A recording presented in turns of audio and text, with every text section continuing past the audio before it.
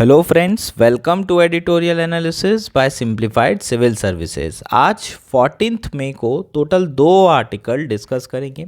एक article the Hindu से लिया गया है, एक इंडियन एक्सप्रेस से। फर्स्ट आर्टिकल जो डिस्कस किया जाएगा वो है an overview of the smart cities mission. इस आर्टिकल में हम स्मार्ट सिटी मिशन के बारे में चर्चा करेंगे, एक मेंस का क्वेश्चन तैयार करेंगे, evaluate the performance of smart city mission. Performance को इवेल्युएट किया जाएगा, स्मार्ट सिटी मिशन को डिटेल में पढ़ेंगे, इसके क्या क्या इश्यूज़ हैं ये सारी चीज़ें भी समझेंगे। नेक्स्ट आर्टिकल जो डिस्कस किया जाएगा वो है India stake in Chabahar port. जो छाबहार पोर्ट है उसमें इंडिया के क्या स्टेक हैं, रीसेंट डेवलपमेंट क्या हुए हैं, इस प्रोजेक्ट को कब शुरू किया गया था, करंट स्टेटस क्या है, प्लस इसके जो स्ट्रैटेजिक सिग्निफिकेंस है उसकी बात करेंगे। प्लेसेस इन न्यूज़ में भी ये आपको पूछा जा सकता है, प्रीलिम्स में पहले भी पूछा गया है, मेंस में भी क्वेश्चन पूछे जाने की संभावना है। ये सारे एस्पेक्ट इस आर्टिकल के थ्रू हम लोग कवर करेंगे, एड्रेस करेंगे। अगर आपको हमारा कंटेंट पसंद आ रहा है तो प्लीज़ आप लोग लाइक करिए, कमेंट करिए, शेयर करिए एंड सब्सक्राइब करिए।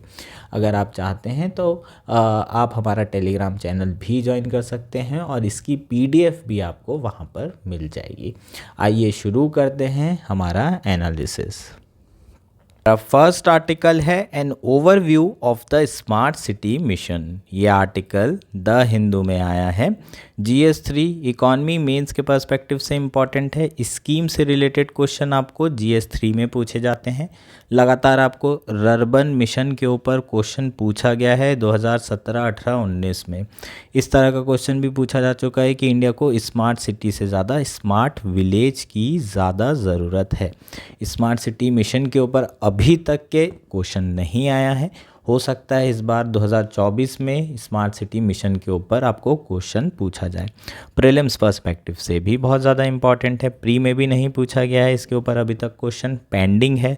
तो इस आर्टिकल में हम स्मार्ट सिटी मिशन है क्या, इसके बारे में चर्चा करेंगे। इस स्मार्ट सिटीज़ को किस तरीके से डिफ़ाइन किया गया है, क्या क्या एस्पेक्ट्स हैं इस मिशन के, क्या क्या कंपोनेंट्स हैं, इन सारी चीज़ों को डिस्कस किया जाएगा। उसके साथ साथ जो स्कीम है उसकी परफॉर्मेंस की भी बात करेंगे। 9 साल कंप्लीट हो चुके हैं इस स्कीम को, तो कितना अच्छा जो है इसने परफॉर्म किया है, क्या क्या इश्यूज़ अभी भी हैं इस स्कीम में, वो भी डिस्कस करेंगे। एक मेंस का क्वेश्चन तैयार करेंगे, कैसे क्वेश्चन आपको पूछा जा सकता है, evaluate the performance of smart city mission, या फिर इसकी जगह क्रिटिकल एनालिसिस भी आ सकता है कि जो स्मार्ट सिटी मिशन है उसकी परफॉर्मेंस का क्रिटिकल एनालिसिस करिए। पॉजिटिव और नेगेटिव दोनों चीज़ें आपको लिखनी होगी। तो बेसिकली जो स्मार्ट सिटी मिशन है ये इसलिए इंट्रोड्यूस किया गया था क्योंकि इंडिया के जो अर्बन एरिया है वो बहुत सारी प्रॉब्लम फेस कर रहा है। इंडिया में जो अर्बनाइजेशन हुआ है वो हैपहज़ार्ड मैनर में हुआ है, अव्यवस्थित ढंग से हुआ है। अगर आप अर्बन सिटीज़ की बात करें तो अर्बन सिटीज़ क्या क्या चैलेंजेस फेस कर रही है, पॉल्यूशन, दिल्ली देख लो example, slum area, Mumbai Dharavi Asia का सबसे बड़ा स्लम एरिया है, ट्रैफिक कंजेशन, बेंगलोर, 24/7 इलेक्ट्रिसिटी का इशू आज भी जो है अर्बन एरियाज़ में आपको देखने मिलता है, वाटर इश्यूज़, बेंगलोर में अभी रिसेंटली वाटर स्कार्सिटी देखने को मिली थी, इनएडुकेटेड इंफ्रास्ट्रक्चर, जो भी अपनी 2 टायर सिटीज़ हैं वहाँ इंफ्रास्ट्रक्चर उतने अच्छे नहीं हैं अर्बन एरियाज़ में, और ओवर क्राउडिंग, बहुत सारे लोग जो है माइग्रेट करके आ रहे हैं सिटीज़ में और उसके कारण फिर स्लम एरिया का जन्म हो रहा है। जो स्लम एरिया है वो बढ़ते जा रहा है, फैलते जा रहा है। तो ओवर क्राउडिंग सिचुएशन भी इंडिया में बहुत है अर्बन एरिया में, और सैनिटेशन का बहुत ज़्यादा प्रॉब्लम है। और इन्हीं सारे इश्यूज़ और चैलेंजेस को एड्रेस करने के लिए NDA 1 गवर्नमेंट ने 2015 में स्मार्ट सिटी मिशन को इंट्रोड्यूस किया, जिसके अंदर 100 सिटीज़ को स्मार्ट सिटी में कन्वर्ट करने का प्लान किया गया। जो डेडलाइन रखी गई इनिशियली 2020 थी, उसके बाद इसे 2 बार एक्सटेंड किया गया और अभी जो डेडलाइन है वो 2024 है। 2007-8 में जो UPA की सरकार थी उन्होंने भी इसी तरह का एक मिशन शुरू किया था जिसका नाम है Jawaharlal Nehru national urban renewable mission. इस मिशन में काफ़ी सारे चेंजेस करके जो NDA की सरकार थी उन्होंने स्मार्ट सिटी मिशन इंट्रोड्यूस किया। अब स्मार्ट सिटी टर्म के बारे में चर्चा करते हैं। जो स्मार्ट सिटी टर्म है ये 2009 से ही वाइडली यूज़ हो रहा है पूरी दुनिया में। 2008 में रिसेशन आया था, उसके बाद से ये टर्म आपको स्पेशली जो वेस्टर्न कंट्रीज़ हैं वहाँ पर बहुत ज़्यादा सुनने को मिल रहा था। बेसिकली जो इसके वेस्टर्न कंट्रीज़ के हिसाब से जो स्मार्ट सिटी है उसका मतलब क्या है कि प्रॉपर जो है हाईवेज़ होना चाहिए, कनेक्टिविटी प्रॉपर होना चाहिए, एयरपोर्ट हो और जितने भी mode of communications and transportation हैं वो प्रॉपर होने चाहिए, ई गवर्नेंस होना चाहिए और पूरा का पूरा जो सिटी है वो आईसीटी टेक्नोलॉजी से प्रॉपरली कनेक्ट होनी चाहिए। तो वेस्टर्न कंट्रीज़ के हिसाब से जो स्मार्ट सिटी का मीनिंग था वो सेम मीनिंग डेवलपिंग कंट्रीज़ के लिए नहीं रहेगा। इसका मतलब क्या है कि जो स्मार्ट सिटी है इसकी यूनिवर्सली एक्सेप्टेड डेफिनेशन नहीं है। और जब इंडिया में स्मार्ट सिटी मिशन इंट्रोड्यूस किया जा रहा था तब सरकार ने ये भी कहा कि इंडिया में भी हम लोगों ने स्मार्ट सिटी को किसी एक पर्टिकुलर वे में डिफ़ाइन नहीं किया है। तो इसकी अगर आप डेफिनेशन की बात करें तो चाहे वो यूरोप हो चाहे वो इंडिया हो, इसकी एक पर्टिकुलर डेफिनेशन नहीं है। अब बात करते हैं स्मार्ट सिटी मिशन के बारे में। इसके जो एस्पेक्ट्स हैं, कंपोनेंट्स हैं, उसकी चर्चा करते हैं। स्मार्ट सिटी मिशन के दो मेन एस्पेक्ट हैं। फर्स्ट है एरिया बेस्ड डेवलपमेंट और दूसरा है pan city solution based on ICT. Area based development के तीन कंपोनेंट हैं। क्या क्या हैं? रीडेवलपमेंट, सिटी का रिन्यूअल करना, रेट्रोफिटिंग, सिटी में इम्प्रूवमेंट करना और थर्ड है ग्रीनफील्ड प्रोजेक्ट्स, सिटी को एक्सटेंशन करना। जैसे कि आप दिल्ली को देख रहे हैं, दिल्ली एनसीआर में कन्वर्ट हुआ है ना, आसपास का गुड़गांव का एरिया बहुत ज़्यादा तेज़ी से डेवलप हो रहा है। तो दिल्ली ओवरऑल देखेंगे तो पहले से एक्सटेंड होती जा रही है, ये अर्बन एरिया बढ़ते जा रहा है। इसी तरीके से जो है यहाँ पर तीन कंपोनेंट है एरिया बेस्ड डेवलपमेंट के। पैन सिटी सॉल्यूशन की बात करें तो इसको भी फर्दर 6 कंपोनेंट में डिवाइड किया गया है। जैसे कि ई गवर्नेंस पे फोकस करेंगे, waste management, proper solid waste management होना चाहिए, वाटर मैनेजमेंट, वाटर स्कैरसिटी का जो क्राइसिस है वो ना आए, एनर्जी मैनेजमेंट, 24/7 एनर्जी मिलना चाहिए, अर्बन मोबिलिटी, जो पब्लिक ट्रांसपोर्टेशन सिस्टम है, मेट्रो इंट्रोड्यूस करना, ये सारी चीज़ें इसमें आ जाएंगी। और लास्ट है आपका स्किल डेवलपमेंट। जो भी प्रोजेक्ट चलेंगे उसके थ्रू बहुत ज़्यादा रोज़गार भी क्रिएट किए जाएंगे, जो स्किल है उसका भी डेवलपमेंट किया जाएगा। लगभग 2 लाख करोड़ के आसपास जो है एस्टिमेट किया गया, जिसके थ्रू 100 स्मार्ट सिटी डेवलप की जाएगी। और इसमें जो पब्लिक प्राइवेट पार्टनरशिप है ये एक बहुत बड़ा कंपोनेंट है, जिसके थ्रू इस प्लान को इम्प्लीमेंट किया गया। इसका मतलब पूरे 2 लाख करोड़ केंद्र सरकार नहीं देगी, इसमें प्राइवेट सेक्टर का भी कंट्रीब्यूशन होने वाला है। और इसका इम्प्लीमेंटेशन पीपीपी प्रोजेक्ट के थ्रू किया जाने लगा। सिर्फ पीपीपी के थ्रू नहीं, पीपीपी भी एक बहुत बड़ा कंपोनेंट था।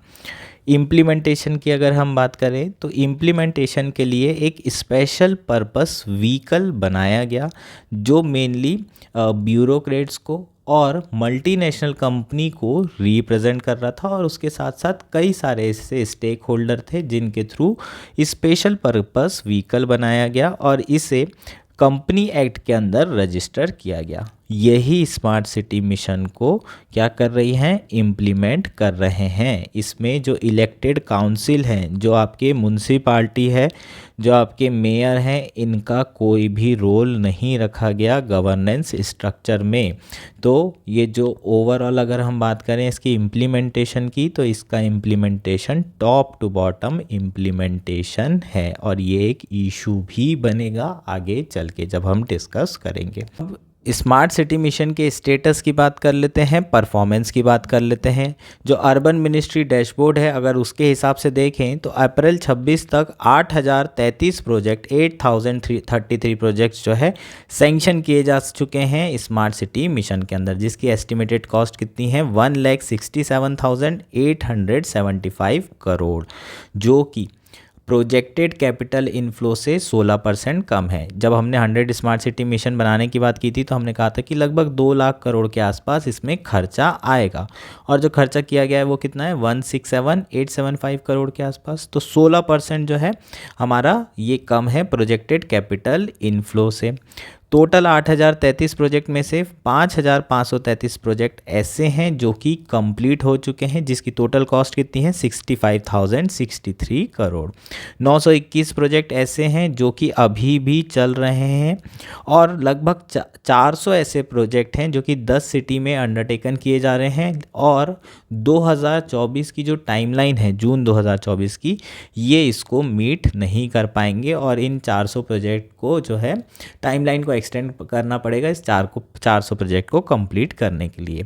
नेक्स्ट अगर हम बात करें फंडिंग पैटर्न की, तो जो फंडिंग पैटर्न है उसमें पीपीपी रूट से केवल 5% प्रोजेक्ट को ही पैसा मिला है। 5% प्रोजेक्ट ही पीपीपी रूट से इम्प्लीमेंट किए जा रहे हैं। तो बाय एंड लार्ज जो पैसा खर्चा किया गया है वो सरकार के द्वारा ही किया गया है। तो ये इसके कुछ डेटा हो जाएंगे, फैक्ट्स हो जाएंगे जो कि इसका करंट स्टेटस बता रहा है। ये सारी चीज़ें आपको लिखनी पड़ेगी अगर आपको परफॉर्मेंस के बारे में पूछा जाता है तो। अब स्मार्ट सिटी मिशन के इश्यूज़ के बारे में बात कर लेते हैं। सबसे पहले जो 100 सिटीज़ का चयन किया गया वो आर्बिट्री तरीके से किया गया और उसके साथ साथ one size fit all approach इस्तेमाल की जा रही है। सारी सिटीज़ की क्या सिमिलर डिमांड होगी?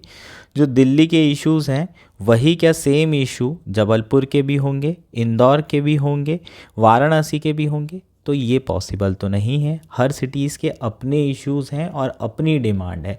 उसके हिसाब से जो स्मार्ट सिटी मिशन है उसको तैयार करना चाहिए था, क्योंकि डाइवर्सिटी बहुत ज़्यादा है, हर जगह के अपनी प्रॉब्लम्स हैं।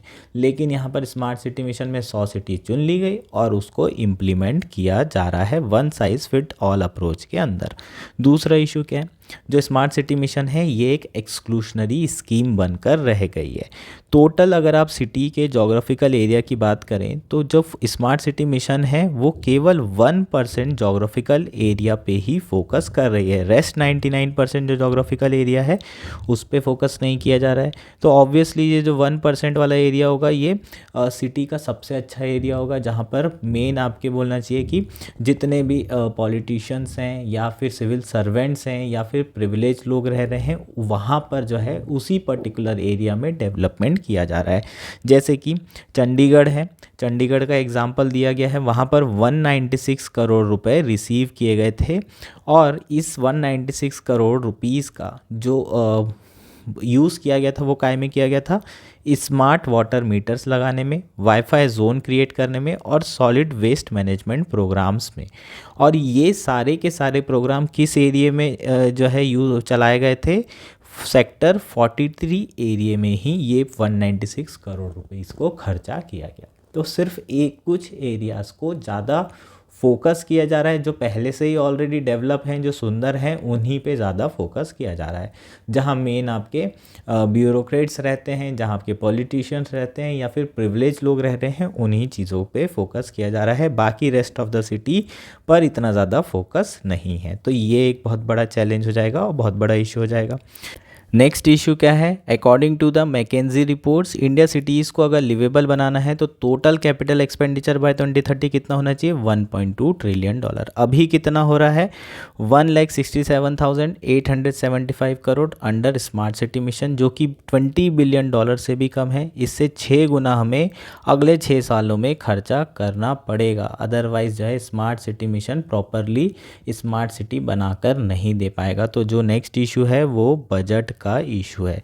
इसके अलावा जो प्राइवेट सेक्टर का पार्टिसिपेशन है वो भी ना के बराबर है। उसमें आप क्या डेटा डाल सकते हैं? जो पीपीपी ड्रिवन प्रोजेक्ट हैं वो केवल 5% प्रोजेक्ट हैं। रेस्ट जो है प्रोजेक्ट के लिए फाइनेंस कौन प्रोवाइड कर रहा है? सरकार ही कर रही है। तो प्राइवेट सेक्टर का पार्टिसिपेशन भी बहुत ज़्यादा कम है। नेक्स्ट इशू क्या है? SPP model of implementation, special purpose vehicle, अभी हमने बात की थी। टॉप टू बॉटम अप्रोच है और इसलिए आपको एक्सक्लूशनरी इफेक्ट देखने को मिल रहे हैं, क्योंकि ये जो एसपीपी व्हीकल है, स्पेशल पर्पस व्हीकल है, इसमें मेनली एमएनसी से रिलेटेड स्टेक होल्डर्स हैं और ब्यूरोक्रेट्स हैं। जो इलेक्टेड काउंसिल है उनको बिल्कुल इग्नोर कर दिया गया है। जो 74 कॉन्स्टिट्यूशन अमेंडमेंट के अंदर अर्बन लोकल बॉडीज़ बनाई जा रही है, कॉन्स्टिट्यूट की जा रही है, उनका यहाँ पर कोई रोल नहीं है और इसलिए कहीं ना कहीं ये स्कीम एक्सक्लूशनरी हो गई है। कुछ ही लोगों को या कुछ ही एरिया को डेवलप करने पे फोकस किया जा रहा है, कुछ ही लोगों को बेनिफिट दिया जा रहा है। यहाँ पर टॉप टू बॉटम अप्रोच है, और टॉप टू बॉटम अप्रोच रहेगी तो जो लोगों के इश्यूज़ हैं वो रिजॉल्व नहीं होंगे, जो सरकार को लग रहा है कि लोगों के इश्यूज़ हैं वही रिजॉल्व होंगे। ये होपफुली चीज़ें क्लियर है। और अगर हम नेक्स्ट इशू की बात करें तो इंडिया में लगभग 50% अर्बन पॉपुलेशन स्लम एरियाज़ में रह रही है। तो आपकी जो स्मार्ट सिटीज़ है वो सारी स्मार्ट सिटीज़ को इम्प्लीमेंट और एग्जीक्यूट करने के लिए ये स्लम एरिया की पॉपुलेशन को डिस्प्लेस किया जा रहा है और उनको प्रॉपरली रिहेबिलिटेट नहीं किया जा रहा है। तो डिस्प्लेसमेंट वाले इश्यूज़ भी बहुत ज़्यादा आपको देखने के लिए मिल रहे हैं। लोगों को उनके घर से निकाला जा रहा है लेकिन उन्हें प्रॉपर रिहेबिलिटेशन नहीं किया जा रहा है। इसके अलावा स्ट्रीट वेंडर्स को भी डिस्प्लेस किया जा रहा है, डिसरप्ट किया जा रहा है। इसके ऊपर हमने एक आर्टिकल अलग से डिस्कस किए थे। एक जो बहुत बड़ा चैलेंज आ रहा है स्मार्ट सिटी मिशन का, कॉन्क्रीटाइजेशन बहुत ज़्यादा हो रहा है, इंफ्रास्ट्रक्चर डेवलपमेंट ज़्यादा हो रहा है, उसके कारण जो अर्बन फ्लडिंग है उसके इश्यूज़ बहुत ज़्यादा देखने के लिए मिल रहे हैं। तो अर्बन फ्लडिंग का जो एक इशू है वो बहुत ज़्यादा है। स्मार्ट सिटी मिशन के इम्प्लीमेंट होने के बाद ये चीज़ें और ज़्यादा बढ़ गई है। तो ओवरऑल जो इंफ्रास्ट्रक्चर डेवलपमेंट है वो सस्टेनेबल इंफ्रास्ट्रक्चर डेवलपमेंट नहीं हो रहा है स्मार्ट सिटी मिशन के अंदर। ये भी एक बहुत बड़ा इशू और चैलेंज है। होपफुली ये सारी चीज़ें आपको क्लियर हो गई होगी, क्या क्या इश्यूज़ हैं, क्या डेफिनेशन है, क्या कंपोनेंट है, और ओवरऑल हमने ये आर्टिकल कंप्लीट कर लिया है। हमारा नेक्स्ट आर्टिकल है India's stake in Chabahar port. यह आर्टिकल इंडियन एक्सप्रेस में आया है। GS2 IR मेंस के पर्सपेक्टिव से बहुत इंपॉर्टेंट है, इंटरनेशनल रिलेशनशिप के पर्सपेक्टिव से इम्पॉर्टेंट है, प्रीलिम्स पर्सपेक्टिव से इक्वली इंपॉर्टेंट है। ऑलरेडी छाबार पोर्ट के ऊपर आपको क्वेश्चन पूछा जा चुका है प्रीलिम्स में, और चूंकि क्वेश्चन रिपीट होते हैं दोबारा आपको इससे रिलेटेड क्वेश्चन पूछा जा सकता है। बहुत इंपॉर्टेंट है ये छाबार पोर्ट, जिसे इंडिया ऑपरेट करने वाला है अगले 10 सालों के लिए। कहाँ पर है, इसकी पोजीशन क्या है, इसके स्ट्रेटेजिक सिग्निफिकेंस क्या है, क्या बेनिफिट होंगे, इकोनॉमिक बेनिफिट क्या होंगे, ये सारे एस्पेक्ट हम लोग कवर करेंगे इस आर्टिकल के थ्रू। बहुत इंपॉर्टेंट ये हमारा आर्टिकल रहेगा। अब आर्टिकल शुरू करते हैं। आया क्यों है ये देख लेते हैं। रिसेंटली इंडिया और ईरान ने 10 साल का कॉन्ट्रैक्ट साइन किया है for the operation of terminal at the strategic important Chabahar port in Iran. जो छाबार पोर्ट ईरान में है उसको इंडिया अगले 10 सालों तक ऑपरेट करने वाला है। जो कॉन्ट्रैक्ट है वो किन किन के बीच में साइन हुआ है, इंडिया पोर्ट्स ग्लोबल लिमिटेड और ports and maritime organization of Iran in Tehran, इन दोनों के बीच में ये साइनिंग हुई है कॉन्ट्रैक्ट की। जो IPGL है इंडिया पोर्ट ग्लोबल लिमिटेड, वो लगभग $120 मिलियन अगले 10 सालों में खर्चा करने वाला है। साथ ही में जो आपका ये 10 साल का कॉन्ट्रैक्ट है वो 10 साल ख़त्म होने के बाद एक्सटेंड भी किया जा सकता है। इंडिया ने इसके साथ साथ जो ईरान है उसको लाइन ऑफ क्रेडिट भी ऑफ़र किया है। कितने रुपए का, ऑलमोस्ट $250 मिलियन का लाइन ऑफ क्रेडिट ऑफ़र किया गया है। और इसको जो है कहाँ पर खर्चा किया जाएगा, जो म्यूचुअली आइडेंटिफाई प्रोजेक्ट्स होंगे, इंडिया और ईरान दोनों मिलकर के प्रोजेक्ट्स आइडेंटिफाई करेंगे जो दोनों को बेनिफिट दे रहे हो, उसी में इस लाइन ऑफ क्रेडिट को इस्तेमाल किया जाएगा। अब छाबार के बारे में थोड़ी सी डिटेल में चर्चा कर लेते हैं। जो छाबार पोर्ट है ये एक डीप वाटर पोर्ट है ईरान सिस्तान बलूचिस्तान प्रोविंस का। इंडिया से अगर हम बात करें तो ईरान का सबसे जो क्लोजेस्ट पोर्ट है वो छाबार पोर्ट ही है, और ओपन सी में ये लोकेटेड है। इसका मतलब इंडिया के जो लार्ज कार्गो शिप है वो यहाँ पर आराम से ईजिली एक्सेस कर पाएंगे, सिक्योरली एक्सेस कर पाएंगे, इसलिए बहुत ज़्यादा इसकी इम्पोर्टेंस है। लोकेशन देख लेते हैं। ये आपका मुंबई हो गया, और यहाँ से ये आपका छाबार पोर्ट हो गया, ये ईरान हो गया, ओमान के जस्ट सामने है, ये पर्शियन गल्फ है, और ये आपका गॉर्डर हो गया। गॉर्डर के बारे में अभी चर्चा करेंगे। गॉर्डर से इसका टोटल छाबार पोर्ट का डिस्टेंस कितना है, 72 किलोमीटर। और यहाँ से ईरान से जो है हम अफ़गानिस्तान भी, काबुल भी पहुंच सकते हैं। यहाँ पर भी रेल लाइन बनाई जा रही है, इंडिया के द्वारा ही ये रेल लाइन बनाई जा रही है, और इंडिया जो लाइन ऑफ क्रेडिट दे रहा है उसके थ्रू भी यहाँ पर जो ईरान के अंदर रेल लाइन है उसे तैयार किया जा रहा है। अब स्ट्रैटेजिक सिग्निफिकेंस की बात कर लेते हैं। सबसे पहले इम्पॉर्टेंस क्या है इसकी, it provides alternative trade route to Afghanistan and Central Asia. क्या कह रहा है कि अगर मुझे अफ़गानिस्तान जाना है तो मेरे को कहाँ से जाना पड़ेगा, पाकिस्तान से। अब क्या है, ये एक अल्टरनेटिव प्रोवाइड करके हमें दे रहा है। यहाँ से हम अफ़गानिस्तान जा सकते हैं और अफ़गानिस्तान से central Asian country, Turkmenistan, Kazakhstan, न जाने जितने तान हैं, हम सारे एक्सटेंडेड नेबरहुड में भी जा सकते हैं। सेंट्रल एशिया के लिए भी एक अल्टरनेटिव जो रूट है वो प्रोवाइड कर रहा है छाबार पोर्ट।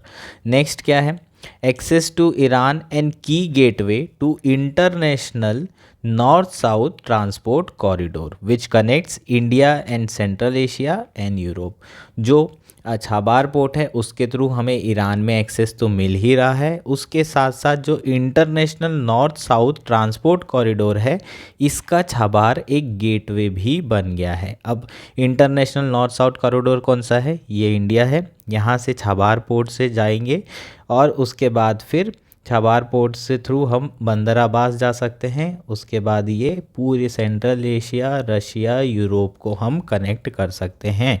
ये क्या है आपका international north south transport corridor. तो इंडिया की जो कनेक्टिविटी है वो और बढ़ेगी यूरोपियन कंट्रीज़ के साथ, रशिया के साथ और सेंट्रल एशिया के साथ। तो उसमें भी ये एक गेटवे का काम कर सकता है। चीज़ें क्लियर है।